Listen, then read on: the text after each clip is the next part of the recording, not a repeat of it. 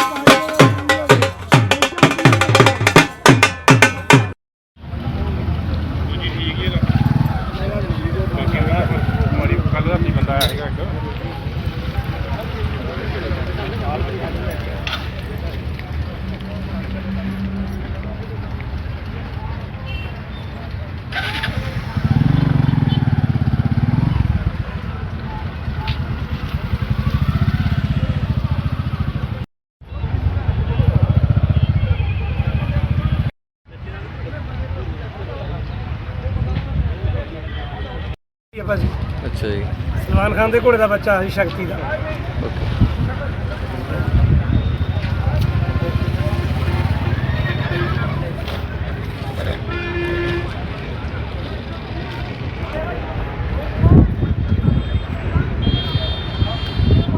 ਇਹ ਤੁਸੀਂ ਸ਼ੌਕੀਆ ਰੱਖੇ ਜਾਂ ਸੇਲ ਕਰਨ ਲਈ ਲੈਂਦੇ? ਸ਼ੌਕੀਆ ਭਾਜੀ, ਸ਼ੌਕੀਆ ਰੱਖਿਆ।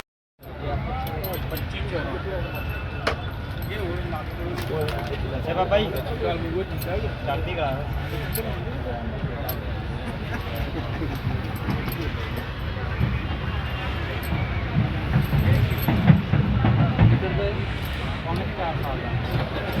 ਪੌਣੇ 4 ਸਾਲ ਦੀ ਸਾਲ ਦਾ। ਇਹ ਤੁਸੀਂ ਜਿਹੜੇ ਸ਼ੋਅ ਵਾਸਤੇ ਲੈ ਕੇ ਸ਼ੋਅ ਨਹੀਂ ਉਹ ਤੇਰੀ ਬੈਠ ਦਿੰਦਾ ਨਹੀਂ ਅਜੇ ਵਾਰੀ ਕਿਤੇ ਨਹੀਂ ਹੋਈ। ਸਤਿ ਸ਼੍ਰੀ ਅਕਾਲ ਜੀ ਸਾਰਿਆਂ ਨੂੰ।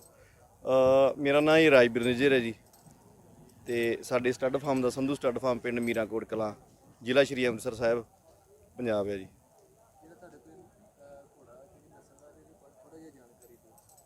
ਇਹਨੂੰ ਜੀ ਨੁਕਰਾ ਕਹਿੰਦੇ ਆ, ਅਤੇ ਇਹਦਾ ਨਾਂ ਰਾਜਦੂਤ ਘੋੜਾ ਜੀ। ਅਤੇ ਇਹ ਹਾਥੀ ਘੋੜੇ ਦਾ ਬੱਚਾ ਹੈ ਜੀ, ਜਿਹੜਾ ਵਰਲਡ ਦਾ ਸਭ ਤੋਂ ਨੁਕਰਿਆਂ ਦੇ ਵਿੱਚ ਸਭ ਤੋਂ ਵੱਡਾ ਘੋੜਾ ਹੋਇਆ ਨਾ ਵਰਲਡ ਦਾ। YouTube 'ਤੇ ਵੀ ਸਰਚ ਕਰਾਂਗੇ ਅਤੇ ਉਹੀ ਹੁੰਦਾ ਜੀ। ਇਹ ਉਹਦਾ ਬੱਚਾ ਜੀ ਡਾਇਰੈਕਟ। ਉਹ ਵੀ ਘੋੜਾ ਸਾਡੇ ਕੋਲ ਹੀ, ਸਾਡੇ ਫਾਰਮ 'ਤੇ ਸੀਗਾ, ਅਸੀਂ ਸੇਲ ਕੀਤਾ ਰਿਲਾਇੰਸ ਵਾਲਿਆਂ ਕੋਲ ਇਸ ਟਾਈਮ। ਘੋੜਾ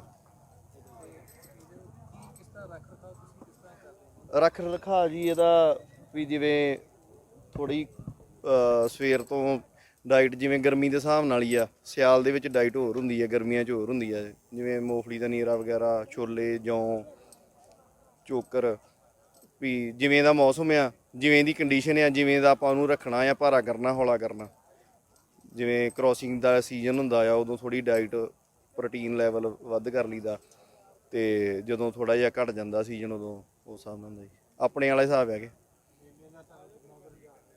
ਰੁਝਾਨ ਹੈ ਜੀ। ਹੁਣ ਜਿਨ੍ਹਾਂ ਨੂੰ ਨਹੀਂ ਵੀ ਪਤਾ, ਇੱਥੇ ਹੁਣ ਸਾਰੇ ਆਏ ਹੁੰਦੇ ਆ ਜਿਹੜੇ ਕੋਲ ਇਸ ਕਿੱਤੇ ਨਾਲ ਰਿਲੇਟਡ ਰੱਖਦੇ ਆ ਜੀ, ਅਤੇ ਇੱਥੇ ਸਾਰਿਆਂ ਨੂੰ ਪਤਾ ਲੱਗ ਜਾਂਦਾ ਜੀ ਫਲਾਣੇ ਥਾਂ 'ਤੇ ਵੀ ਕੋਈ ਚੀਜ਼ ਘਰੋਂ ਕੱਢਾਂਗੇ ਤਾਂ ਫਿਰ ਹੀ ਪਤਾ ਲੱਗੂਗਾ। ਅਤੇ ਮੇਲਿਆਂ 'ਚ ਤਾਂ ਫਿਰ ਜਾਣਾ ਹੀ ਪੈਂਦਾ ਜੀ, ਮਾਘੀ ਅਤੇ ਇੱਥੇ ਜਗਰਾਓਂ। ਹਾਂਜੀ, ਕਿਉਂਕਿ ਇੰਨੇ ਵੀ ਲੋਕ ਜੁੜੇ ਆ ਜੀ, ਫਿਰ ਪਹੁੰਚਣਗੇ, ਕਿਉਂਕਿ ਮੰਡੀ ਹੀ ਜਾਨਵਰਾਂ ਦੀ ਆ। ਭਾਵੇਂ ਉਹ ਪਸ਼ੂ ਮੱਝਾਂ ਆ, ਗਾਵਾਂ ਆ, ਘੋੜੀਆਂ ਆ, ਅਤੇ ਪਾਲਣ ਮੰਤਰੀ ਨੇ ਕਿਹਾ ਜੀ ਅਸੀਂ ਇਸ ਨੂੰ ਕੰਮ ਪਰੇ ਲੈਵਲ ਤੱਕ ਵੀ ਲੈ ਕੇ ਜਾਵਾਂਗੇ, ਉਤਸ਼ਾਹਿਤ ਕਰਾਂਗੇ। ਦੇਖੋ ਜੀ, ਜਿਹੜੀ ਹੁਣ ਅਕਾਲੀ ਦਲ, ਸ਼੍ਰੋਮਣੀ ਅਕਾਲੀ ਦਲ ਦੀ ਸਰਕਾਰ ਹੀ ਉਹ ਲਗਾਤਾਰ ਕੰਪੀਟੀਸ਼ਨ ਕਰਵਾਉਂਦੀ ਰਹੀ ਹੈ।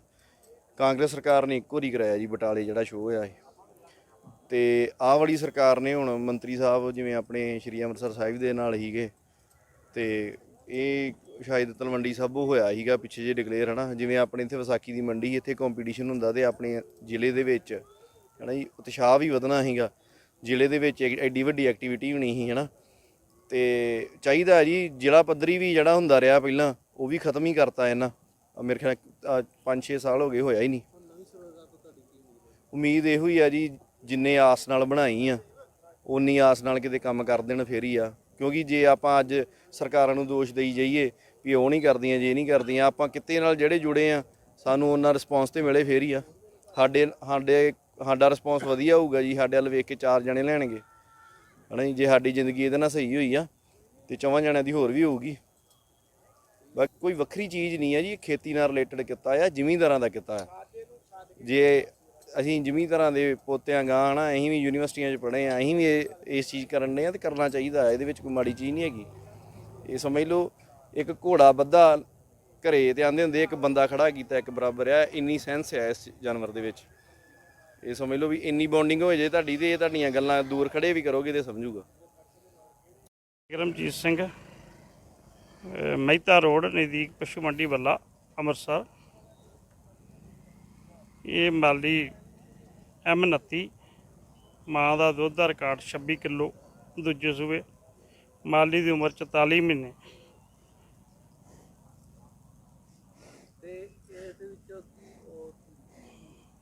ਸੂਬੇ ਦੀ ਕੱਟੀ ਆ, 20 ਕਿਲੋ ਦੁੱਧ ਦੇਗੀ। ਤੇ ਜਿਸ ਤਰ੍ਹਾਂ ਹੁਣ ਪਸ਼ੂ ਪਾਲਣ ਮੰਤਰੀ ਨੇ ਵੀ ਇਹਨਾਂ ਨੇ ਕਿਹਾ ਵੀ ਅਸੀਂ ਪਸ਼ੂਆਂ ਦੇ ਵਿੱਚ ਨਵੀਆਂ ਮੰਡੀਆਂ ਦੇ ਵਿੱਚ ਸੁਧਾਰ ਕਰਾਂਗੇ, ਕੀ ਕਹਿਣਾ ਚਾਹੋਗੇ? ਬਹੁਤ ਚੰਗੀ ਗੱਲ ਹੈ ਜੀ, ਨਮਾਇਸ਼ ਲੱਗਣੀ ਚਾਹੀਦੀ ਹੈ, ਕੰਪੀਟੀਸ਼ਨ ਹੋਣੇ ਚਾਹੀਦੇ ਆ। ਕੰਪੀਟੀਸ਼ਨ ਹੋਣਗੇ ਤਾਂ ਲੋਕਾਂ ਨੂੰ, ਨਵੀਂ ਜਨਰੇਸ਼ਨ ਨੂੰ ਪਤਾ ਲੱਗੂਗਾ ਕਿ ਕੀ ਇਹ 'ਚ ਚੇਂਜਿੰਗ ਕੀ ਆ। ਨਹੀਂ ਤਾਂ ਪੁਰਾਣੇ ਜਿਹੜੇ ਜਾਨਵਰ ਸੀ ਉਹ ਸਾਰੇ 5-7 ਕਿਲੋ ਦੁੱਧ ਦਿੰਦੇ ਸੀ। ਹੁਣ ਤੇ ਜਿਹੜੀ ਮੋਹਰਾ ਨਸਲ ਦੀ ਮੱਝ 34 ਕਿਲੋ ਦਾ ਰਿਕਾਰਡ ਆ ਦਾ। ਤੇ ਜੇ ਚੰਗੀ ਨਸਲ ਦੇ ਮਾਲੀ ਰੱਖਾਂਗੇ, ਚੰਗੀ ਨਸਲ ਦੀ ਮੱਝਾਂ ਰੱਖਾਂਗੇ ਤਾਂ ਹੀ ਤਰੱਕੀ ਹੋ ਸਕਦੀ ਦੇਸ਼ ਦੀ।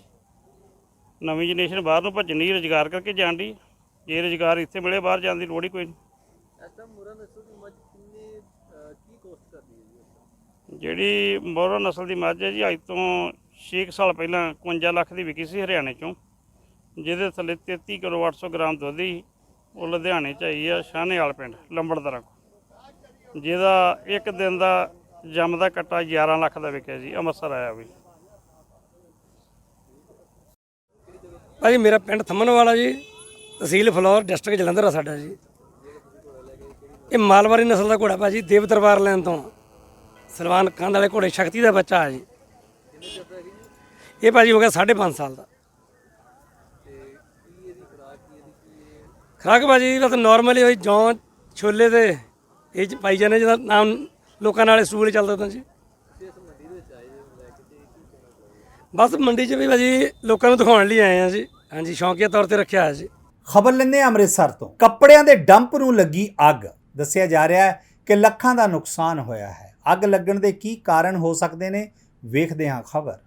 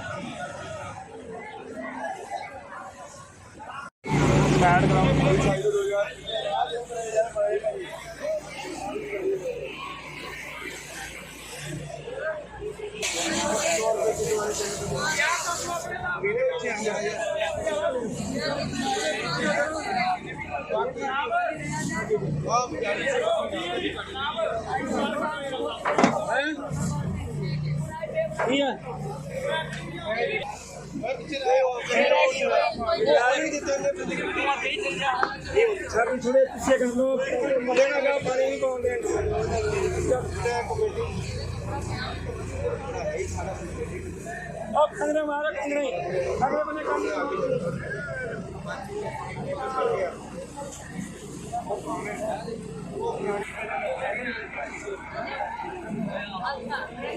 अपना नाम बताइए। पल्लवी नाम है। कहाँ के रहने वाले? लखनऊ के रहने वाले हैं। यहाँ कौन सा एरिया? यहाँ पे पंजाब में रहते हैं, न्यू गोल्डन अमृतसर। कैसे आग लगी? आग वो ऊपर 2 लड़के पटाखे जला रहे थे ना, तो वहाँ से चिंगारी हमारे फूफा के घर में जली। वहाँ से हमने सोचा कि थोड़ी आग लगी, हमें नहीं पता था आग लग गई इतनी तेज। तो हमने सोचा कि हमने उस पार देख नहीं पाए थे, तभी वो आग तेज से बढ़ने लगी। हमारा भाई आया, फिर बचा लिया के आग, तो वो और तेज बढ़ने लगी। फिर हमारे झुग्गी में पूरे आग लग गए। क्या नुकसान हुआ आपको? बहुत ही नुकसान हो गया, जाएगी झटके में तहस महस हो गया। क्या नुकसान हो गया? बहुत मोबाइल नुकसान हुए, रेडी नुकसान हो गई, एक्टिवा नुकसान हो गए, पैसे सब चले गए, जल गए, पापा के प्रूफ सारे जल गए। क्या मांग करते हो? अब जो जैसे हमारा जला उसे सब हमारा वापिस आ जाए। अंकल मम्मी पापा ने पता नहीं कितने दिन से कमा के रखा था, आज एक ही झटके में सारा भर के उठ गया। हमारा नाम अनीता, कहाँ से रहने वाले? हम लखनऊ के रहने वाले। एरिया कौन सा है? ये न्यू गोल्डन इमलू है। आग लगने का कारण क्या? आग लगने का कारण सर ये है कि हमारे बच्चे, हम सारे बाहर कपड़े छाट रहे थे, बच्चे ऊपर पटाखा दगा रहे थे, ऊपर से पटाखा नीचे गिरा, हमारे बगल की झुग्गी में आग लगी। साथ में हमारा माल लगा था, एक ट्रक 10 टेरा माल था, हमारा सारा बच गया। हमारा जीजा खत्म हो गया, उसके सारे प्रूफ थे, बच्चे जो खाए कमाए थे वो पैसे थे, मोबाइल था बेटों का, सारा सामान कुछ भी नहीं बचा, सारा जल गया। टीवा थी, 2 इंजन वाली ठेली थी, सारा भर गया। हाँ, बच्चे सारे बाहर आ गए वीर जी, बच्चे बच गए, सामान सारा हमारा बच गया, मार का कुछ नहीं हुआ, बच्चे तो बाहर ही थे सारे, सारा जल गया हमारे पास। हमारा जीजा सर ज्यादा दिन से बीमार था, उनके लीवर और किडनियां सारी खराब थी। 3-4 साल यहाँ पे रह के दवाई कराए, अपने लखनऊ में दवाई कराए, यहाँ गुरु नानक में भर्ती किए, गुरु नानक में खत्म हो गए, वहीं तो गुरु नानक से खत्म हो गए, वहाँ से यहाँ लाए, संस्कार कलरव में कर दिए। आप क्या मांग करते हो? हमारा जैसे जला है वैसे हमारी मांग करो। हमारे आगे पीछे यहाँ कौन है जो हमारा कोई खर्चा चलाएगा? हमारी रोटी रोजी कपड़ा है वो भी सारा भर गया। हमारे निक्के निक्के बच्चे कहाँ जाएंगे? हमारे निक्के निक्के बच्चे कहाँ जाएंगे? जी सर, मेरा नाम साहिल सैगल है तो मैं एज आ फायरमैन ऑपरेट कर रहा सीनियर फायरमैन। तो सानू मौके पर तलाह मिली सी, जी तलाह मिली गई देने वाले वालों गलत दी गई है। रस्ता जोड़ा कि माल मंडी सानी सानू इन्होंने गलत फाड़े सानी रस्ता दे दिता, जोड़ा कि गड्डी आने सानू बहुत मुश्किल हुई। साड़ियाँ मौके पर 2 गड्डियाँ पहुँच चुकी सन, पर जो साड़ी गड्डी सी महल्ले के कई लोग जो इकट्ठे हुए उन्होंने साड़ी गड्डी जी अगे नहीं आन दी।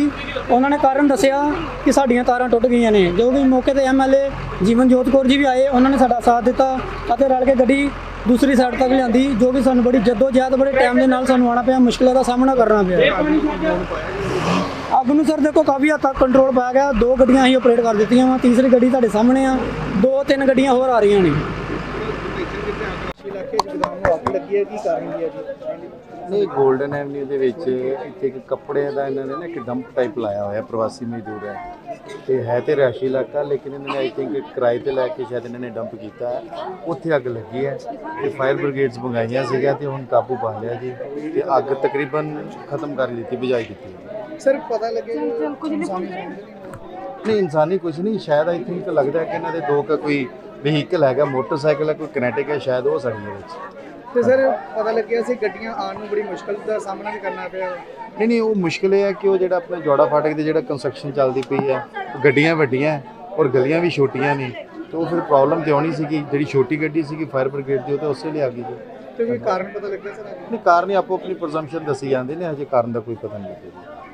ਜਿਹੜਾ ਕੱਪੜੇ ਦਾ ਕਾਰੋਬਾਰ ਚੱਲ ਰਿਹਾ ਸੀ, ਇੱਥੇ ਅੱਗ ਲੱਗ ਚੁੱਕੀ ਹੈ, ਕੀ ਕਹਿਣਾ ਤੁਹਾਡਾ? ਦੇਖੋ ਮੈਂ ਵੀ ਅਜੇ ਇਨਕੁਆਇਰ ਕਰ ਰਹੀ ਹਾਂ, ਕਿਉਂਕਿ ਮੈਨੂੰ ਜਿਵੇਂ ਇਨਫੋਰਮੇਸ਼ਨ ਮਿਲੀ ਕਿ ਇਸ ਤਰ੍ਹਾਂ ਇੱਕ ਏਰੀਆ ਦੇ ਵਿੱਚ ਅੱਗ ਲੱਗੀ ਹੈ ਤਾਂ ਮੈਂ ਬਿਨਾਂ ਕੁਝ ਦੇਖੇ ਉੱਥੋਂ ਰਸ਼ ਕੀਤਾ ਹੈ। ਸੋ ਅਜੇ ਸਾਡੀ ਜਿਹੜੀ ਪਹਿਲ ਸੀ ਕਿ ਫਾਇਰ ਬ੍ਰਿਗੇਡ ਆ ਚੁੱਕੀ ਹੈ, ਰੈਸਕਿਊ ਦਾ ਕੰਮ ਚੱਲ ਰਿਹਾ ਹੈ, ਕਾਬੂ ਹੋ ਗਿਆ ਹੈ, ਜਾਨੀ ਨੁਕਸਾਨ ਕੋਈ ਨਹੀਂ ਹੋਇਆ, ਜਿਹੜੀ ਬਹੁਤ ਵੱਡੀ ਗੱਲ ਹੈ। ਹਾਂ, ਬਾਕੀ ਜਿਹੜੇ ਇੱਥੇ ਰਹਿ ਰਹੇ ਨੇ ਉਹਨਾਂ ਦਾ ਸ਼ਾਇਦ ਜਿਹੜੇ ਕੱਪੜੇ ਵੇਚੇ ਜਾਂਦੇ, ਪੁਰਾਣੇ ਕੱਪੜੇ ਇਕੱਠੇ ਕੀਤੇ ਜਾਂਦੇ, ਉਹ ਗਡਾਊਨ ਸੀ ਜੋ ਮੈਨੂੰ ਪਤਾ ਲੱਗਾ। ਸੋ ਕੱਪੜੇ ਨੂੰ ਅੱਗ ਲੱਗੀ ਹੈ, ਸੋ ਉਹ ਸਾਰਾ ਉਹ ਡੈਮੇਜ ਹੋਇਆ ਹੈ। ਬਾਕੀ ਜਿਹੜੀ ਡਿਟੇਲ ਹੈਗੀ ਆ ਇਹ ਤਾਂ ਪਤਾ ਕੀਤੀ ਲੱਗੇਗਾ ਅਜੇ, ਕਿ ਜੋ ਅਜੇ ਤੱਕ ਦੀ ਇਨਫੋਰਮੇਸ਼ਨ ਹੈ ਉਹ ਇਹ ਹੈ ਕਿ ਸ਼ਾਇਦ ਇਹ ਜਗ੍ਹਾ ਰੈਂਟ ਤੇ ਕਿਸੇ ਨੇ ਦਿੱਤੀ ਹੋਈ ਹੈ ਇਹਨਾਂ ਨੂੰ, ਔਰ ਇਹ ਅੰਦਰ ਹੀ ਰਹਿ ਰਹੇ ਨੇ, ਔਰ ਉੱਥੇ ਇਹਨਾਂ ਨੇ ਆਪਣਾ ਕੱਪੜਿਆਂ ਦਾ ਗਡਾਊਨ ਬਣਾਇਆ ਹੋਇਆ।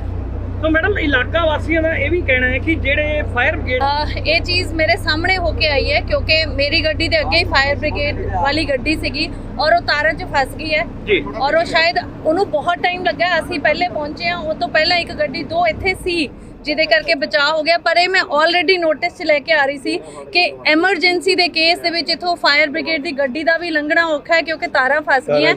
बट जिहड़ा तारां दा काम है वो मैं तुहानूं अज दसना चाहुंदी भी इनिशिएट हो चुका है। हर एरिए दे विच वारी वारी करके जिहड़ियां ये पुराणियां तारां ने इन्हां नूं चुक दिता जाएगा ते ये असीं ऑलरेडी स्टार्ट कर दिता होया। सो एसन खबर लेंदे मोगे तो डीसी साहब नूं दिता गया मंग पत्तर। दस दईए कि डीसी साहब नूं मंग पत्तर दिता गया है और किसानां ਵੱਲੋਂ ਕਿਤੇ ਨਾ ਕਿਤੇ ਲੈ ਕੇ ਕਣਕ ਦੀ ਖਰੀਦੋ ਫਰੋਖਤ ਨੂੰ ਲੈ ਕੇ ਮੰਗ ਪੱਤਰ ਦਿੱਤਾ ਗਿਆ ਹੈ। ਕਿਹਾ ਹੈ ਕਿ ਸਰਕਾਰ ਕਣਕ ਵੀ ਖਰੀਦੇ। ਵੇਖੋ ਪਾ ਖਬਰ।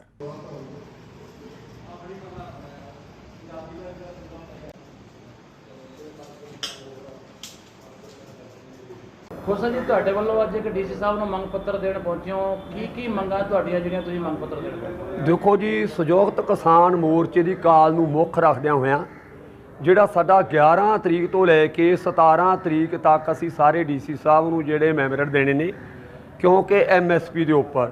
ਦੂਜੀ ਜਿਹੜੀ ਅੱਜ ਦੀ ਸਾਡੀ ਡਿਮਾਂਡ ਸੀਗੀ ਉਹ ਇਹ ਡਿਮਾਂਡ ਆ ਕਿ ਕਣਕ ਆ ਜਿਹੜੀ ਕੁਦਰਤੀ ਆਫਤਾਂ ਦੇ ਕਾਰਨ ਜਿਹੜੀ ਬਰੀਕ ਹੋ ਗਈ ਆ, ਤੇ ਜਿਹੜੀਆਂ ਏਜੰਸੀਆਂ ਉਹ ਆਨਾਕਾਨੀ ਕਰਦੀਆਂ ਇਹ ਬਰੀਕ ਆ ਉਹਨਾਂ ਦੀ ਬਾਬਤ ਅਸੀਂ ਡੀਸੀ ਸਾਹਿਬ ਨੂੰ ਅੱਜ ਮੈਮੋਰੰਡਮ ਦੇਣ ਆਏ ਸੀ, ਕਿਉਂਕਿ ਅੱਜ ਗੁੱਡ ਫਰਾਈਡੇ ਦਿਨ ਸੀਗਾ, ਉਹਨਾਂ ਦੇ ਸੁਪਰਡੈਂਟ ਸਾਹਿਬ ਸੀਗੇ, ਉਹਨਾਂ ਨੂੰ ਅਸੀਂ ਮੈਮੋਰੰਡਮ ਦੇ ਦਿੱਤਾ। ਉਹ ਜਿਹੜਾ ਸਾਡਾ ਮੈਸੇਜ ਆ ਉਹ ਗਾਂਹ ਪਹੁੰਚਾ ਦੇਣਗੇ, ਕਿਉਂਕਿ ਕਿਸਾਨ ਨੇ ਕਣਕ ਘਰੇ ਤਾਂ ਬਣਾਈ ਨਹੀਂ ਆਪ, ਉਹ ਤਾਂ ਇੱਕ ਕੁਦਰਤ ਨੇ ਗਰਮੀ ਦੇ ਕਾਰਨ ਜਿਹੜਾ ਦਾਣਾ ਬਰੀਕ ਆ, ਤੇ ਜਿਹੜੀਆਂ ਇਹ ਏਜੰਸੀਆਂ ਜਾਣ ਬੁੱਝ ਕੇ ਖਰਾਬ ਕਰ ਰਹੀਆਂ। ਅਸੀਂ ਪੰਜਾਬ ਸਰਕਾਰ ਨੂੰ, ਮੁੱਖ ਮੰਤਰੀ ਭਗਵੰਤ ਮਾਨ ਜੀ ਨੂੰ ਬੇਨਤੀ ਕਰਦੇ ਹਾਂ ਕਿ ਕਿਸਾਨਾਂ ਦੀ ਅੱਜ ਸਾਰ ਲਈ ਜਾਵੇ, ਕਿਉਂਕਿ ਇਹਨਾਂ ਨੇ ਕਿਸਾਨਾਂ ਨੇ ਤੁਹਾਡੇ ਨਾਲ ਬਹੁਤ ਵੱਡਾ ਫਤਵਾ ਦੇ ਕੇ ਤੁਹਾਨੂੰ ਮੁੱਖ ਮੰਤਰੀ ਦੀ ਕੁਰਸੀ ਤੇ ਬਿਠਾਇਆ। ਤੋਂ ਅਸੀਂ ਇਹ ਮੰਗ ਕਰਦੇ ਹਾਂ ਕਿ ਕਿਸਾਨਾਂ ਦਾ ਜਿਹੜਾ ਇੱਕ ਦਾਣਾ ਮੰਡੀ ਦੇ ਵਿੱਚੋਂ ਖਰੀਦਿਆ ਜਾਵੇ ਤੇ ਸਾਨੂੰ ਅਦਾਨੀਆਂ ਬਾਨੀਆਂ ਦੇ ਧੱਕੇ ਨਾ ਖਾਣੇ ਪੈਣ, ਮੰਡੀਆਂ ਦੇ ਵਿੱਚ ਹੀ ਫਸਲ ਵਿਕੇ ਤੇ ਮੰਡੀਆਂ 'ਚ ਹੀ ਫਸਲ ਆਵੇ। ਖੋਸਾ ਜੀ, ਸਮੇਂ ਦੀਆਂ ਸਰਕਾਰ ਆਉਣ ਤੋਂ ਪਹਿਲਾਂ ਇਹ ਕਿਹਾ ਗਿਆ ਸੀਗਾ ਵੀ ਕਿਸਾਨ ਨੂੰ ਮੰਡੀਆਂ 'ਚ ਰੁਲਣ ਨਹੀਂ ਦਿੱਤਾ ਜਾਊਗਾ, ਕੱਲਾ ਦਾਣਾ ਜਿਹੜਾ ਸਰਕਾਰ ਖਰੀਦੇਗੀ, ਪਰ ਫਿਰ ਵੀ ਕਿਸਾਨ ਮੰਡੀਆਂ 'ਚ ਰੁਲਣ ਨੂੰ ਮਜਬੂਰ ਹੈ। ਦੇਖੋ ਜੀ, ਇਹ ਤਾਂ ਸਾਰੀਆਂ ਸਰਕਾਰਾਂ ਵਾਅਦੇ ਕਰਦੀਆਂ ਹੁੰਦੀਆਂ, ਕੁਝ ਵਾਅਦੇ ਪੂਰੇ ਵੀ ਹੋ ਜਾਂਦੇ ਆ, ਪਰ ਸਾਨੂੰ ਵਿਸ਼ਵਾਸ ਆ ਇਹ ਸਰਕਾਰ ਦੇ ਉੱਤੇ, ਕਿਉਂਕਿ ਨਵੀਂ ਸਰਕਾਰ ਆ, ਗਾਂ ਵੀ ਇਹਨਾਂ ਨੇ ਰਾਜ ਕਰਨਾ, ਤੇ ਸਾਨੂੰ ਵਿਸ਼ਵਾਸ ਆ ਵੀ ਸਾਡਾ ਦਾਣਾ ਜਿਹੜਾ ਭਗਵੰਤ ਮਾਨ ਜੀ, ਜਿਵੇਂ ਕੱਲ ਪਰਸੋਂ ਅਸੀਂ ਪ੍ਰੈਸ ਨੋਟ ਲਾਇਆ ਸੀ, ਉਹ ਸਾਰਾ ਮੀਡੀਆ ਦੇ ਵਿੱਚ ਹਾਈਲਾਈਟ ਹੋਇਆ ਸੀਗਾ ਵੀ ਅਸੀਂ ਨਹੀਂ ਸੜਕਾਂ ਜਾਮ ਕਰਾਂਗੇ, ਪਰ ਕੱਲ ਮੰਡੀਆਂ ਦੇ ਵਿੱਚ ਬਾਰਦਾਨਾ ਪਹੁੰਚ ਗਿਆ ਤੇ ਇੰਸਪੈਕਟਰ ਵੀ ਪਹੁੰਚ ਗਿਆ। ਸਾਡਾ ਕੁਛ ਨਾ ਕੁਛ ਜਿਹੜਾ ਸਾਨੂੰ 20% ਰਿਸਪੌਂਸ ਮਿਲਿਆ, 100% ਰਿਸਪੌਂਸ ਨਹੀਂ ਮਿਲਿਆ। ਹਲੇ ਵੀ ਸਾਡੀਆਂ ਜਿਹੜੀਆਂ ਟੀਮਾਂ ਕਿਸਾਨਾਂ ਦੀਆਂ ਉਹ ਗਸ਼ਤ ਕੀਤੀਆਂ ਹੋਈਆਂ ਨੇ, ਸਾਨੂੰ ਰਿਪੋਰਟ ਆ ਜਾਣੀਆਂ ਸ਼ਾਮ ਤੱਕ ਵੀ ਕਿਹੜੀ ਮੰਡੀ 'ਚ ਇੰਸਪੈਕਟਰ ਨੇ ਕਿੱਥੇ ਪਾਣੀ ਲਾਇਆ, ਕਿੱਥੇ ਆਨਾਕਾਨੀ ਕਰਦਾ, ਤੇ ਉੱਥੇ ਅਸੀਂ ਉਹ ਐਜੀਟੇਸ਼ਨ ਲੜਾਂਗੇ। ਜੇ ਨਾ ਪਾ ਲੱਗਾ ਤਾਂ ਹਲੇ ਵੀ ਲੜਾਂਗੇ। ਸਰ, ਅੱਜ ਕਿਸਾਨ ਜਥੇਬੰਦੀਆਂ ਵੱਲੋਂ ਡੀਸੀ ਸਾਹਿਬ ਨੂੰ ਮੰਗ ਪੱਤਰ ਦਿੱਤਾ ਗਿਆ ਹੈ, ਕੀ ਮੰਗਾਂ ਨੂੰ ਲੈ ਕੇ ਜਿਹੜਾ ਡੀਸੀ ਸਾਹਿਬ ਨੂੰ ਮੰਗ ਪੱਤਰ ਦੇ? ਵਾਹਿਗੁਰੂ ਜੀ ਕਾ ਖਾਲਸਾ, ਵਾਹਿਗੁਰੂ ਜੀ ਕੀ ਫਤਿਹ।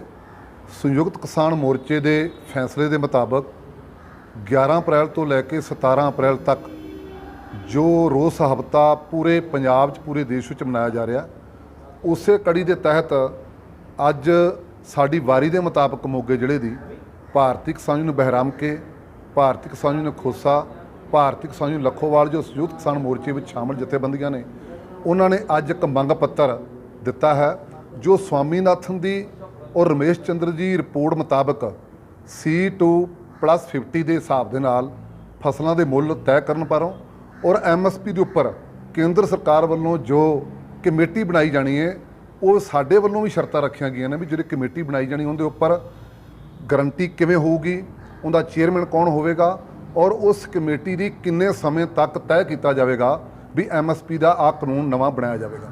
ਇਸ ਪਰੋਂ ਔਰ ਅੱਜ ਜੋ ਸਭ ਤੋਂ ਵੱਡੀ ਮੰਗ ਕਿਸਾਨਾਂ ਦੀ ਹੈਗੀ ਆ, ਉਹ ਪੰਜਾਬ ਦੇ ਵਿੱਚ ਜੋ ਕੁਦਰਤੀ ਆਫਤਾਂ ਦੇ ਨਾਲ ਜੋ ਕਣਕ ਦਾ ਬਰੀਕ ਦਾਣਾ ਹੋ ਗਿਆ, ਡਿਸਕਲਰ ਹੋ ਗਿਆ, ਉਹਨੂੰ ਅਸੀਂ ਪਰਜੋਰ ਸ਼ਬਦਾਂ ਦੇ ਵਿੱਚ ਮੰਗ ਕੀਤੀ ਹੈ ਵੀ ਇਹ ਕਣਕ ਸਰਕਾਰ ਵੱਲੋਂ, ਕੇਂਦਰ ਸਰਕਾਰ ਵੱਲੋਂ, ਏਜੰਸੀਆਂ ਵੱਲੋਂ ਖਰੀਦੀ ਜਾਵੇ, ਨਾ ਕਿ ਆਨਾਕਾਨੀ ਕੀਤੀ ਜਾਵੇ। ਜੇਕਰ ਸਰਕਾਰਾਂ ਜਾਂ ਏਜੰਸੀਆਂ ਨੇ ਇੱਦਾਂ ਦੀ ਕੋਈ ਗੱਲ ਦੁਬਾਰਾ ਫਿਰ ਕੀਤੀ ਵੀ ਅਸੀਂ ਕਣਕ ਖਰੀਦਣ ਤੋਂ ਆਨਾਕਾਨੀ ਕਰਦੇ ਹਾਂ, ਅਸੀਂ ਭਾਰਤ ਦੇ ਜਿੰਨੇ ਹਾਈਵੇ ਨੇ ਉਹ ਜਾਮ ਕਰਾਂਗੇ, ਜਿਨ੍ਹਾਂ ਦੀ ਜ਼ਿੰਮੇਵਾਰੀ ਕੇਂਦਰ ਸਰਕਾਰ ਦੀ ਹੋਵੇਗੀ।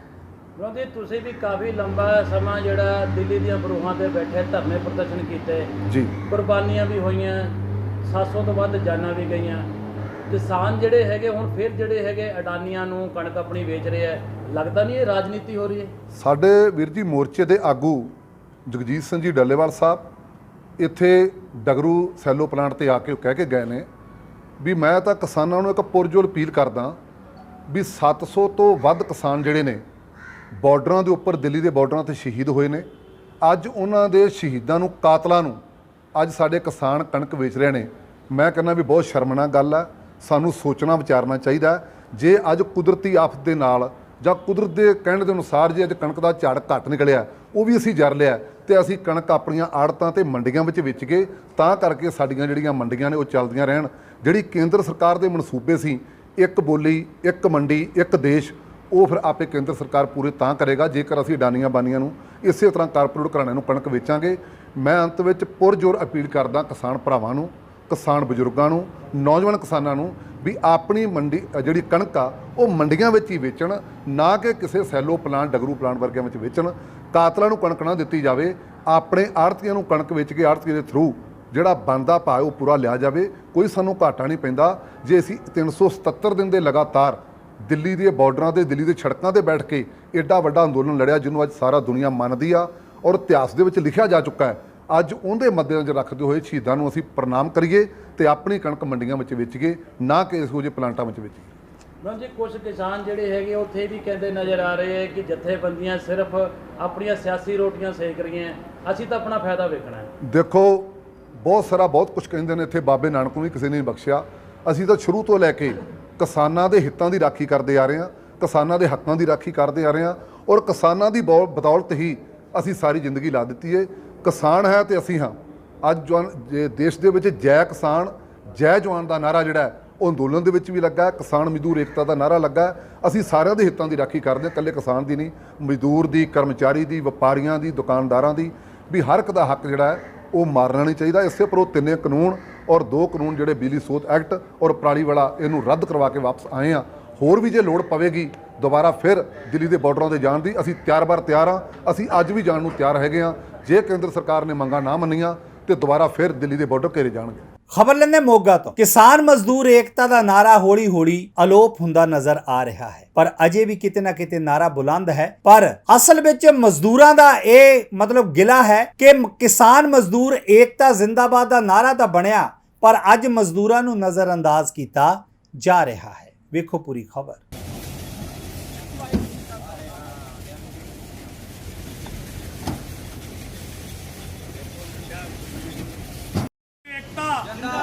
ਮਜ਼ਦੂਰ ਏਕਤਾ ਜਿੰਦਾਬਾਦ, ਮਜ਼ਦੂਰ ਏਕਤਾ ਜਿੰਦਾਬਾਦ। ਅਡਾਨੀ ਚ ਕਣਕ ਜਾਣੀ ਬੰਦ ਕਰੋ, ਅਡਾਨੀ ਚ ਕਣਕ ਜਾਣੀ ਬੰਦ ਕਰੋ, ਅਡਾਨੀ ਚ ਕਣਕ ਜਾਣੀ ਬੰਦ ਕਰੋ। ਕੀ ਕੰਮ ਕਰਦੇ ਹੋ? ਚੌਰੀਆਂ ਜੀ ਮੰਡੀ 'ਚ। ਹਾਂ, ਕੀ ਕਹਿਣਾ ਚਾਹੋਗੇ ਕਿੱਥੇ? ਅਸੀਂ ਤਾਂ ਅਡਾਨੀ ਬਾਰੇ ਕਹਿਣਾ ਚਾਹੁੰਦੇ ਆ ਜੀ। ਆੜ੍ਹਤੀਆਂ ਨੂੰ ਆੜ੍ਹਤ ਮਿਲ ਜਾਂਦੀ ਹੈ ਜੀ, ਮਜ਼ਦੂਰਾਂ ਨੂੰ ਮਜ਼ਦੂਰੀ ਨਹੀਂ ਮਿਲਦੀ ਜੀ। 6 ਮਹੀਨੇ ਹੀ ਵੇਟ ਕਰਦੇ ਆ ਕਣਕ ਦੀ, ਤੇ ਜਦੋਂ ਕਣਕ ਦਾ ਸਮਾਂ ਆਉਂਦਾ ਉਦੋਂ ਆੜ੍ਹਤੀ ਉੱਥੇ ਲਵਾ ਦਿੰਦੇ ਆ ਅਡਾਨੀ ਦੇ ਵਿੱਚ। ਉਹ ਚੌਰੀਆਂ ਬਾਰੇ ਸੋਚਦੇ ਨਹੀਂ, ਉਹ ਵੀ ਥੋੜ੍ਹੀ ਘਣੀ ਕਣਕ ਮੰਡੀ ਦੇ ਵਿੱਚ ਮੰਗਾਈ ਜਾਵੇ ਤੇ ਮਜ਼ਦੂਰਾਂ ਦਾ ਵੀ ਹੱਲ ਹੋ ਜਾਵੇ। ਕਿੰਨੀ ਲੇਬਰ ਮਿਲਦੀ ਹੈ ਤੁਹਾਨੂੰ? ਐਤਕੀ ਤਾਂ ਬਹੁਤ ਘੱਟ ਆ ਜੀ, 6 ਪੈਸੇ ਵਧੇ ਐਤਕੀ ਸਾਰੇ। ਸਰਕਾਰ ਵੀ ਨਹੀਂ ਕੁਛ ਸੋਚਦੀ ਸਾਡੇ ਬਾਰੇ ਤਾਂ ਜੀ। ਉਹ ਕਿਸਾਨਾਂ ਬਾਰੇ ਸੋਚਦੀ ਆ ਤੇ ਆੜ੍ਹਤੀਆਂ ਬਾਰੇ ਸੋਚਦੀ ਆ। ਸਰਕਾਰ ਕੋਲ ਮੰਗ ਕਰਦੇ ਆ ਵੀ ਸਾਡੇ ਬਾਰੇ ਵੀ ਸੋਚਿਆ ਜਾਵੇ ਜੀ। ਜਿਵੇਂ ਅੱਗੇ ਕਹਿੰਦੇ ਸੀਗੇ 4 ਰੁਪਏ ਜਾਂ 2 ਰੁਪਏ ਬੋਰੀ ਦੇ ਦੇਵਾਂਗੇ ਇੱਥੋਂ ਅਡਾਨੀ ਚੋਂ, ਤੇ ਉਹਨਾਂ ਨੇ ਦਿੱਤੇ ਨਹੀਂ ਉਹਨਾਂ ਨੇ ਪੈਸੇ। ਐਤਕੀ ਵੀ ਨਹੀਂ ਦਿੱਤੇ ਤੇ ਅਗਲੀ ਵਾਰੀ ਵੀ ਨਹੀਂ ਦਿੱਤੇ ਸੀ। ਤੇ ਕੀਤੀ ਜ਼ਰੂਰ ਸਾਡੇ ਪ੍ਰਧਾਨ ਨੇ ਗੱਲ ਸੀਗੀ, ਤੇ ਮੁੜ ਕੇ ਇਹਨਾਂ ਦਾ ਕੋਈ ਮੁੱਦਾ ਨਹੀਂ ਚੱਕਿਆ ਸਾਨੂੰ ਨਾਲ ਮਜ਼ਦੂਰਾਂ। ਬਾਅਦ ਚੋਂ ਨਹੀਂ ਮਿਲੇ?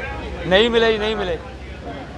ਹੁਣ ਤੁਸੀਂ ਚਾਹੁੰਦੇ ਹੋ ਕਿ ਵੀ ਇੱਥੇ ਹੀ ਕਣਕ ਆਵੇ, ਕਿਸਾਨਾਂ ਨੂੰ ਕੀ ਅਪੀਲ ਕਰੋਗੇ? ਕਿਸਾਨਾਂ ਨੂੰ ਇਹੀ ਚਾਹੁੰਦੇ ਆ, ਕਹਿੰਦੇ ਮਜ਼ਦੂਰ ਏਕਤਾ ਜਿੰਦਾਬਾਦ ਦਾ ਨਾਰਾ ਲਾਉਂਦੇ ਉਹ, ਤੇ ਅਡਾਨੀ ਮੌਕੇ ਭੁੱਲ ਜਾਂਦੇ ਮਜ਼ਦੂਰਾਂ ਨੂੰ ਉਹ।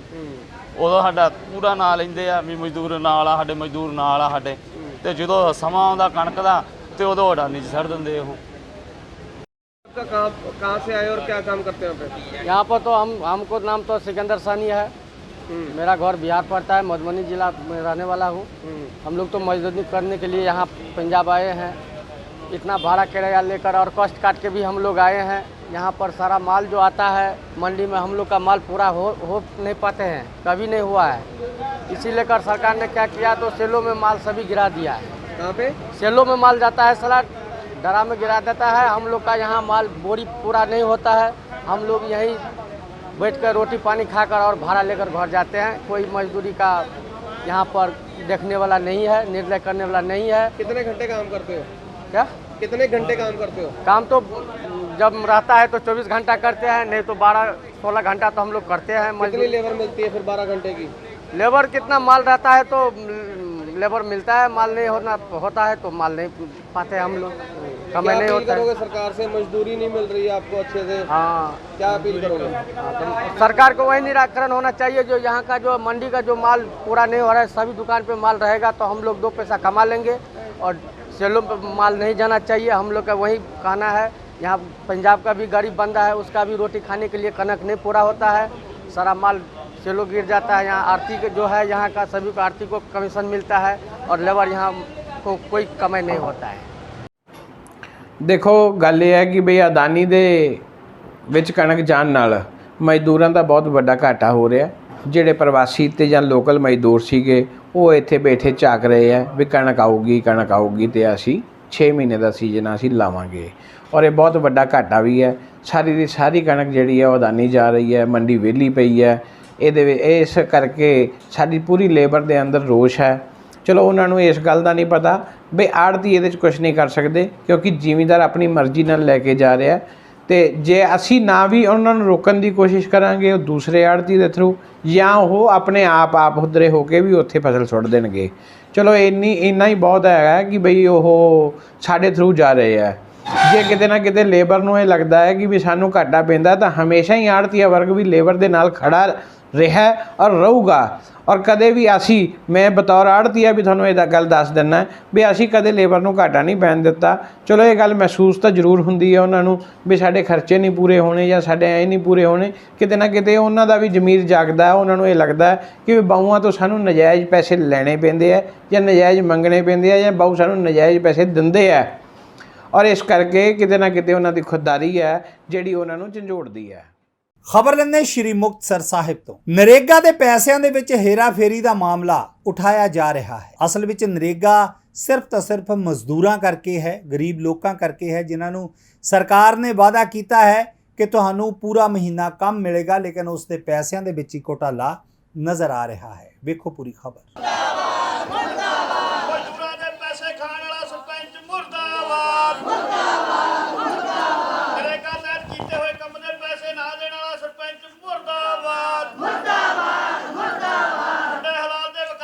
ਮੇਰਾ ਨਾਮ ਤਰਸੇਮ ਸਿੰਘ ਖੁੰਡੇ ਹਲਾਲਾ, ਮੈਂ ਪੰਜਾਬ ਖੇਤ ਮਜ਼ਦੂਰ ਯੂਨੀਅਨ ਦਾ ਜ਼ਿਲ੍ਹਾ ਜਨਰਲ ਸੈਕਟਰੀ ਹਾਂ।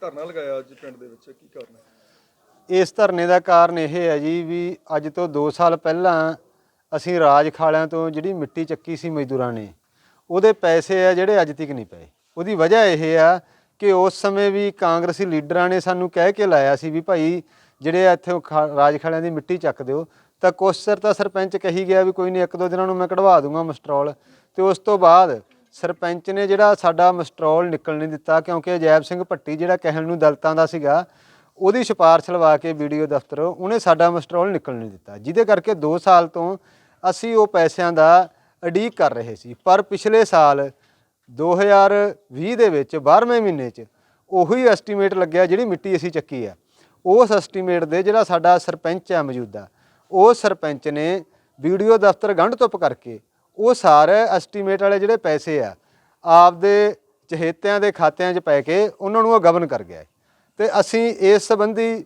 ਵੀਡੀਓ ਦਫ਼ਤਰ ADC 14 ਮਾਰਚ ਨੂੰ ਸਾਡੀ ਡਿਪਟੀ ਕਮਿਸ਼ਨਰ ਮੁਕਤਸਰ ਸਾਹਿਬ ਨਾਲ ਮੀਟਿੰਗ ਸੀ, ਉੱਦਾਂ ਵੀ ਅਸੀਂ ਦਿੱਤਾ ਕੱਲਾ ਇਹੀ ਨਹੀਂ, ਜਦੋਂ 2019 ਦੇ ਵਿੱਚ ਲੋਕਡਾਊਨ ਲੱਗਿਆ ਸੀਗਾ ਤੇ ਕਿਸੇ ਵੀ ਇਨਸਾਨ ਨੂੰ ਬਾਹਰ ਨਹੀਂ ਨਿਕਲਣ ਦਿੱਤਾ ਜਾਂਦਾ ਸੀਗਾ, ਉਸ ਸਮੇਂ ਦੌਰਾਨ ਵੀ ਇਸ ਸਰਪੰਚ ਨੇ ਉਸ ਭੱਟੀ ਨਾਲ ਮਿਲ ਕੇ ਵੀਡੀਓ ਦਫ਼ਤਰ ਨਾਲ ਗੰਢ ਧੁੱਪ ਕਰਕੇ ਉਦੋਂ ਵੀ 18 ਮਾਰਚ ਤੋਂ ਲੈ ਕੇ 31 ਮਾਰਚ 2019 ਤੱਕ ਜਿਹੜੇ ਲਗਾਤਾਰ ਲਗਭਗ 100 ਤੋਂ ਲੈ ਕੇ 184 ਬੰਦਿਆਂ ਦੇ ਲਗਾਤਾਰ ਮਸਟਰੋਲ ਕਢਾ ਕੇ ਲਗਭਗ 3.5 ਲੱਖ ਰੁਪਈਆ ਉਦੋਂ ਵੀ ਗਬਨ ਕੀਤਾ। ਉਹਦੀਆਂ ਜਿਹੜੀਆਂ ਦਰਖਾਸਤਾਂ ਉਸ ਸਮੇਂ ਵੀ ਸਾਡੇ ਕਿਸਾਨਾਂ 'ਚੋਂ ਤਰਲੋਕ ਸਿੰਘ ਜੀ ਆ, ਉਹਨਾਂ ਨੇ ਉਹਦੀ ਦਰਖਾਸਤ ਦਿੱਤੀ ਸੀ ਵੀ ਭਾਈ ਇਹ ਜਿਹੜਾ ਪੈਸਾ ਪੰਚਾਇਤ ਦਾ ਜਾਂ ਸਰਕਾਰੀ ਪੈਸੇ ਦੀ ਦੁਰਵਰਤੋਂ ਕਰ ਰਿਹਾ, ਉਸ ਪੈਸੇ ਦਾ ਵੀ ਅੱਜ ਤੱਕ ਜਿਹੜਾ ਕੋਈ ਪਤਾ ਨਹੀਂ ਲੱਗਿਆ। ਤੇ ਹੁਣ ਜਿਹੜਾ ਕਿੰਨੇ ਲੱਖ ਦਾ ਜਿਹੜਾ ਗਬਨ ਕੀਤਾ ਗਿਆ, ਜਿਹੜਾ ਉਹ ਗਬਨ ਸੀਗਾ ਉਹ ਵੀ ਲਗਭਗ 3 ਲੱਖ ਦੇ ਕਰੀਬ ਸੀ। ਤੇ ਹੁਣ ਜਿਹੜੇ ਇਹ ਆ ਅਸੀਂ ਜਿਹੜੇ ਮਜ਼ਦੂਰਾਂ ਨੇ ਕੰਮ ਕੀਤਾ ਉਹ ਲਗਭਗ 100 ਤੋਂ ਲੈ ਕੇ 90 ਦੇ ਕਰੀਬ ਬੰਦੇ ਰਹਿੰਦੇ ਸੀ, 11 ਦਿਨ ਕੰਮ ਕੀਤਾ, ਲਗਭਗ 2.5 ਲੱਖ ਦੇ ਉੱਪਰ ਬਣਦਾ। ਤੇ ਜਿਹੜੀ ਅਧਿਕਾਰੀਆਂ ਨੂੰ ਮਿਲੇ ਤੁਸੀਂ? ਪ੍ਰਸ਼ਾਸਨ ਅਧਿਕਾਰੀਆਂ ਨੂੰ ਅਸੀਂ ਬਹੁਤ ਵਾਰੀ ਮਿਲ ਚੁੱਕੇ ਹਾਂ। ਈਵਨ ਜਿਹੜਾ ਹੁਣ ਦਾ ਕਿਹਾ ਜਾਂਦਾ ਵੀ ਭਾਈ ਆਪ ਵਾਲੇ ਆ ਭ੍ਰਿਸ਼ਟਾਚਾਰ ਖਤਮ ਕਰਨਗੇ, ਇਹਨਾਂ ਦੇ ਜਿਹੜੇ ਆਪਣੇ ਮਾਨਯੋਗ ਕੈਬਨਿਟ ਮੰਤਰੀ ਆ ਬੀਬੀ ਬਲਜੀਤ ਕੌਰ, ਉਹਨਾਂ ਨੂੰ ਜਦੋਂ ਪਿਛਲੇ ਦਿਨੀਆਂ ਧੰਨਵਾਦੀ ਦੌਰੇ ਤੇ ਸੀ, ਲੱਕੜਾਂ ਵਾਲੀ ਮਿਲ ਕੇ ਉਹਨਾਂ ਨੂੰ ਦੱਸਿਆ ਵੀ ਆਹ ਬਕਾਇਦਾ ਅਸੀਂ ਇੰਨੇ ਜਿਹੜੇ ਘਪਲੇ ਕੀਤੇ ਸਰਪੰਚ ਨੇ ਵੀ ਇਹਦੇ ਘਪਲਿਆਂ ਦੀ ਜਿਹੜੀ ਹੈਗੀ ਆ ਵੀ ਉਹ ਅਸੀਂ ਦੇ ਚੁੱਕੇ ਹਾਂ ਵੀ ਇਹਦੀ ਇਨਕੁਆਇਰੀ ਕਰਕੇ ਤੇ ਕਾਰਵਾਈ ਕੀਤੀ ਜਾਵੇ। ਪਰ ਕੈਬਨਿਟ ਮੰਤਰੀ ਜੀ ਦੇ ਧਿਆਨ 'ਤੇ ਲਾਉਣ ਤੋਂ ਬਾਅਦ ਵੀ ਅੱਜ ਤੱਕ ਜਿਹੜਾ ਹੈਗਾ ਇਹਦੇ ਖਿਲਾਫ ਕੋਈ ਕਾਰਵਾਈ ਨਹੀਂ ਹੋਈ। ਤੇ ਜਿਹੜੇ ਮਜ਼ਦੂਰ 2 ਸਾਲ ਤੋਂ ਪਹਿਲਾਂ ਜਿਨ੍ਹਾਂ ਨੇ ਕੰਮ ਕੀਤਾ, ਉੱਥੇ ਕੰਮ ਕਰਦਿਆਂ ਦੌਰਾਨ ਸਾਡੇ ਇੱਕ ਕਿਸਾਨ ਮਜ਼ਦੂਰ ਦੇ ਉਹਦੇ ਮੋਢੇ ਤੇ ਕਈ ਵੱਜ ਗਈ, ਜੇ ਸਿਰ 'ਚ ਵੱਜ ਜਾਂਦੀ ਤਾਂ ਉਹਦੀ ਮੌਤ ਹੋ ਜਾਣੀ ਸੀ। ਪਰ ਉਹ ਜਿਹੜਾ ਨੇ ਕੰਮ ਕੀਤਾ ਉਹ ਵਿਲਕਦੇ ਫਿਰਦੇ ਆ। ਤੇ ਸਰਪੰਚ ਲਗਾਤਾਰ ਜਿਹੜੇ ਸਰਕਾਰੀ ਪੈਸਾ ਹੈ ਉਹਦੀ ਦੁਰਵਰਤੋਂ ਕਰਕੇ ਆਪਦੀਆਂ ਜਿਹੜੀਆਂ ਗੁੱਗੜਾਂ ਵੱਡੀਆਂ ਕਰੀ ਜਾਂਦਾ। ਪਿਛਲੇ ਹੁਣ ਸਾਲ ਇਸੇ ਤਰ੍ਹਾਂ ਵਾਟਰ ਵਰਕਸ ਦਾ ਐਸਟੀਮੇਟ ਸੀਗਾ, ਉਹਦੇ ਵਿੱਚ ਇਹ ਸੀਗਾ ਵੀ ਫਿਲਟਰ ਜਿਹੜੇ ਸਾਫ਼ ਕਰਨੇ ਆ ਡਿੱਗੀਆਂ ਫਿਲਟਰ, ਤੇ ਉਹਦੇ ਵਿੱਚ ਨਵਾਂ ਰੇਤਾ ਤੇ ਉਹ ਬਜਰੀ ਵਗੈਰਾ ਪਾਉਣੀ ਆ। ਉਹਨਾਂ ਨੇ ਕੋਈ ਨਵਾਂ ਰੇਤਾ ਬਜਰੀ ਨਹੀਂ ਪਾਇਆ। ਜਿੰਨਾ ਵੀ ਉਹਦਾ ਪੈਸਾ ਸੀਗਾ ਐਸਟੀਮੇਟ ਦਾ ਉਹ ਵੀ ਉਹਨੇ ਕੀ ਕੀਤਾ ਵੀ ਸਾਰਾ ਆਪਦੇ ਚਹੇਤਿਆਂ ਦੇ ਖਾਤਿਆਂ 'ਚ ਪਾਏ। ਈਵਨ ਉਸੇ ਵਾਟਰ ਵਰਕਸ 'ਚ ਜਿਹੜੀ ਸਾਡੀ ਪੰਜਾਬ ਖੇਤ ਮਜ਼ਦੂਰ ਯੂਨੀਅਨ ਦੀ ਅਗਵਾਈ 'ਚ ਲੇਬਰ ਕੰਮ ਕਰਦੀ ਹੈ, 6-6 ਦਿਨ ਉਹਨਾਂ ਦੇ ਵੀ ਲੱਗੇ ਸੀ, ਉਹਨਾਂ ਦਾ ਮਸਟਰੋਲ ਨਹੀਂ ਨਿਕਲਣ ਦਿੱਤਾ। ਜਿਹਦਾ ਮਤਲਬ ਇਹ ਹੈ ਵੀ ਮਜ਼ਦੂਰਾਂ ਨਾਲ ਲਗਾਤਾਰ ਜਿਹੜਾ ਹੈਗਾ ਇੱਥੇ ਸਿਆਸੀ ਅਪਰੋਚ ਵਰਤ ਕੇ ਆਪਦੀ ਪੰਚਾਇਤ ਦਾ ਦਬਦਬਾ ਵਰਤ ਕੇ ਆਮ ਮਜ਼ਦੂਰਾਂ ਨੂੰ ਜਿਹੜਾ ਉੱਥੇ ਦੁੱਖ ਝੱਲਣੇ ਪੈ ਰਹੇ ਆ। ਤੇ ਸਰਪੰਚ ਆ ਜਿਹੜਾ ਆਮ ਇਹ ਹੁੰਦਾ, ਹੁਣ ਬਹੁਤ ਜ਼ੋਰ ਨਾਲ ਕਿਹਾ ਜਾ ਰਿਹਾ ਵੀ ਆਪਣੇ ਇੱਕ MLA ਆ ਜਿਹਨੇ ਚਰਨਜੀਤ ਚੰਨੀ ਨੂੰ ਹਰਾਇਆ, ਲਾਭ ਸਿੰਘ ਉਗੋਕੇ, ਵੀ ਉਹ ਇੱਕ ਗਰੀਬ ਪਰਿਵਾਰ 'ਚੋਂ। ਤੇ ਜੇ ਸਰਪੰਚ ਦੀ ਗੱਲ ਕਰਨੀ ਹੋਵੇ ਤਾਂ ਇਹ ਵੀ ਸਰਪੰਚ ਬਣਨ ਤੋਂ ਪਹਿਲਾਂ ਗਰੀਬ ਹੀ ਸੀ।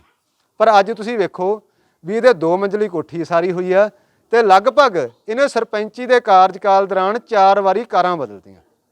ਕੀ ਮੰਗ ਕੀ ਕਰਦੇ ਹੋ? ਅਸੀਂ ਮੰਗ ਇਹ ਕਰਦੇ ਹਾਂ ਵੀ ਜੋ ਸਰਪੰਚ ਨੇ ਜਿੰਨੇ ਵੀ ਘਪਲੇ ਕੀਤੇ ਆ ਪੰਚਾਇਤ ਨੇ ਉਹਦੇ ਖਿਲਾਫ ਕਾਰਵਾਈ ਹੋਵੇ ਪੜਤਾਲ ਕਰਕੇ। ਤੇ ਜਿਹੜੇ ਮਜ਼ਦੂਰਾਂ ਨੇ ਕੰਮ ਕੀਤਾ ਪਰ ਉਹਨਾਂ ਦੇ ਪੈਸੇ ਨਹੀਂ ਮਿਲੇ, ਉਹਨਾਂ ਮਜ਼ਦੂਰਾਂ ਨੂੰ ਪੈਸਿਆਂ ਦਾ ਜਿਹੜਾ ਹੈਗਾ ਭਾਵੇਂ ਇਹ ਤੋਂ ਲੈਣ ਤੇ ਭਾਵੇਂ ਸਰਕਾਰ ਆਪਦੇ ਕੋਲ ਦੇਵੇ, ਉਹਨਾਂ ਦੀ ਕੀਤੀ ਮਿਹਨਤ ਦੇ ਜਿਹੜੇ ਪੈਸੇ ਉਹ ਦਿੱਤੇ ਜਾਣ। ਖਬਰ ਰਹਿੰਦੇ ਟਾਂਡੇ ਤੋਂ ਬਾਬਾ ਸਾਹਿਬ ਦਾ ਮਨਾਇਆ ਗਿਆ BSP ਵੱਲੋਂ ਜਨਮ ਦਿਨ, ਬੜੀ ਧੂਮਧਾਮ ਨਾਲ ਜਨਮ ਦਿਨ ਮਨਾਇਆ ਗਿਆ ਔਰ ਬਾਬਾ ਸਾਹਿਬ ਦੀ ਜੀਵਨੀ ਤੇ ਇੱਕ ਝਾਤ ਵੀ ਮਾਰੀ ਹੈ। ਵੇਖੋ ਪੂਰੀ ਖਬਰ।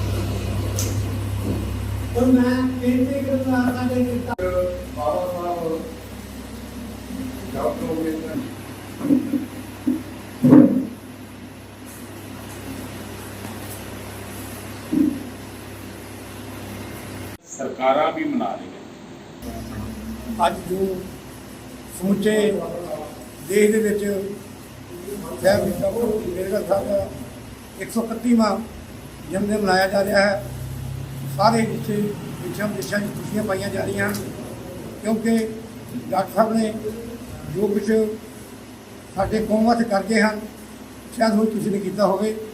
ਅੱਜ ਮੈਂ ਆਪਣੇ ਟਾਂਡੇ ਹਲਕੇ ਵੱਲੋਂ ਸਮੁੱਚੇ ਆਪਣੇ ਵਰਕਰ ਬਹੁਜਨ ਸਮਾਜ ਪਾਰਟੀ ਵੱਲੋਂ ਆਪਣੇ ਸਾਰੇ ਵਰਗਾਂ ਨੂੰ ਵਧਾਈ ਦਿੰਦਾ ਹਾਂ। ਅਰਦਾਸ ਕਰਦੇ ਹਾਂ ਪਰਮਾਤਮਾ ਸਾਰਿਆਂ ਦੇ ਇਸੇ ਤਰ੍ਹਾਂ ਦੇ ਬਿਹਤਰ ਰੱਖੇ ਔਰ ਆਉਣ ਵਾਲਾ ਸਮਾਂ ਜਿਹੜਾ ਹੈ ਇਸ ਵੇਲੇ ਡਾਕਟਰ ਸਾਹਿਬ ਦਾ ਜਨਮ ਦਿਨ ਆਪਾਂ ਬਹੁਤ ਹੀ ਸ਼ਰਧਾ ਨਾਲ ਮਨਾਉਂਦੇ ਰਹੀਏ। ਬਹੁਤ ਬਹੁਤ ਧੰਨਵਾਦ। ਵਾਹਿਗੁਰੂ ਜੀ ਕਾ ਖਾਲਸਾ ਵਾਹਿਗੁਰੂ। ਅੱਜ ਟਾਂਡਾ ਉੜਮੁੜ ਹਲਕੇ ਦੇ ਵਿੱਚ ਬਹੁਜਨ ਸਮਾਜ ਪਾਰਟੀ ਦੀ ਸਮੁੱਚੀ ਲੀਡਰਸ਼ਿਪ ਬਾਬਾ ਸਾਹਿਬ ਭੀਮਰਾਓ ਅੰਬੇਡਕਰ ਜੀ ਦਾ 131ਵਾਂ ਜਨਮ ਦਿਵਸ ਸਰਦਾਰ ਜਸਵਿੰਦਰ ਸਿੰਘ ਦੁੱਗਲ ਜੀ ਜਿਨ੍ਹਾਂ ਦਾ ਇੱਥੇ JCB ਟ੍ਰੇਨਿੰਗ ਸਕੂਲ ਹੈ, ਉਹ ਸਕੂਲ ਦੇ ਵਿੱਚ ਬੜੀ ਸ਼ਰਧਾ ਦੇ ਨਾਲ ਮਨਾਇਆ ਜਾ ਰਿਹਾ। ਔਰ 131ਵੇਂ ਜਨਮ ਦਿਵਸ ਤੇ ਬਹੁਜਨ ਸਮਾਜ ਪਾਰਟੀ ਵੱਲੋਂ, ਟਾਂਡੇ ਦੀ ਸਮੁੱਚੀ ਲੀਡਰਸ਼ਿਪ ਵੱਲੋਂ ਸਾਰੀਆਂ ਦੇਸ਼ਾਂ ਵਿਦੇਸ਼ਾਂ ਵਿੱਚ ਬਾਬਾ ਸਾਹਿਬ ਭੀਮਰਾਓ ਅੰਬੇਡਕਰ ਨੂੰ ਯਾਦ ਕਰਨ ਵਾਲੇ ਲੋਕਾਂ ਨੂੰ ਬਹੁਤ ਬਹੁਤ ਲੱਖ ਲੱਖ ਕੋਟਨ ਵਧਾਈ। ਜੈ ਭੀਮ, ਜੈ ਭਾਰਤ, ਵਾਹਿਗੁਰੂ ਜੀ ਕਾ ਖਾਲਸਾ, ਵਾਹਿਗੁਰੂ ਜੀ ਕੀ ਫਤਿਹ। ਇਹ ਸੀ ਹੁਣ ਤੱਕ ਦੀ ਅਪਡੇਟ। ਨਵੀਆਂ ਤੇ ਤਾਜ਼ਾ ਖਬਰਾਂ ਲਈ ਜੁੜੇ ਰਹੋ ਏਵਨ ਪੰਜਾਬੀ ਟੀਵੀ ਦੇ ਨਾਲ। ਫ੍ਰੀ ਲੀਫ ਆਯੁਰਵੈਦਿਕ ਆਇਲ 125 ਬਿਮਾਰੀਆਂ ਦਾ ਸੰਪੂਰਨ ਇਲਾਜ, ਜਿਵੇਂ ਗਠੀਆ, ਸਰਵਾਈਕਲ, ਮਾਈਗ੍ਰੇਨ ਅਤੇ ਸਰੀਰ ਵਿੱਚ ਕਿਸੇ ਵੀ ਕਿਸਮ ਦੀ ਦਰਦ ਕਿਉਂ ਨਾ ਹੁੰਦੀ ਹੋਵੇ, ਇੱਥੋਂ ਤੱਕ ਕਿ ਬਲੌਕੇਜ ਦੇ ਨਾਲ ਬਣੀਆਂ ਕਈ ਬਿਮਾਰੀਆਂ ਦਾ ਇੱਕੋ ਇੱਕ ਇਲਾਜ ਹੈ ਫ੍ਰੀ ਰਿਲੀਫ ਆਯੁਰਵੈਦਿਕ ਆਇਲ, ਯਾਨੀ ਕਿ 125 ਬਿਮਾਰੀਆਂ ਦਾ ਸੰਪੂਰਨ ਇਲਾਜ। ਫ੍ਰੀ ਰਿਲੀਫ ਵਿਜ਼ੀਲੈਕਸ weight lose, ਮੋਟਾਪੇ ਤੋਂ ਪਰੇਸ਼ਾਨ ਹੋਣ ਦੀ ਜ਼ਰੂਰਤ ਨਹੀਂ, ਵਜ਼ਨ ਘਟਾਓ ਤੇ ਖੁਸ਼ ਹੋ ਜਾਓ। ਫ੍ਰੀ ਰਿਲੀਫ ਪਾਵਰ ਮਰਦਾਨਾ ਕਮਜ਼ੋਰੀ ਨੂੰ ਖਤਮ ਕਰਦਾ ਹੈ ਤੇ ਨਰਕ ਭਰੀ ਜ਼ਿੰਦਗੀ ਵਿੱਚ ਲਿਆਉਂਦਾ ਹੈ ਰੌਣਕ। ਫ੍ਰੀ ਰਿਲੀਫ ਪਾਵਰ ਕਬਜ਼ ਤੋਂ ਪਰੇਸ਼ਾਨ ਹੋਣ ਦੀ ਹੁਣ ਜ਼ਰੂਰਤ ਨਹੀਂ ਹੈ। ਕਬਜ਼ ਤੋਂ ਛੁਟਕਾਰਾ ਪਾਉਣ ਲਈ ਆ ਗਿਆ ਕਬਜ਼ ਹਰ ਚੂਰਨ। ਕਬਜ਼ ਹਰ ਚੂਰਨ ਨੂੰ ਅਪਣਾਓ ਤੇ ਕਬਜ਼ ਤੋਂ ਛੁਟਕਾਰਾ ਪਾਓ। ਹੁਣ ਤੱਕ ਲੱਖਾਂ ਮਰੀਜ਼ ਲੈ ਚੁੱਕੇ ਨੇ ਫਾਇਦਾ।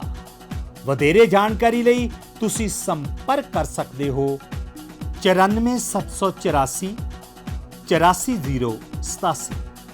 ਨੰਬਰ ਇੱਕ ਵਾਰ ਫਿਰ ਤੁਸੀਂ ਨੋਟ ਕਰ ਸਕਦੇ ਹੋ 9478 484087।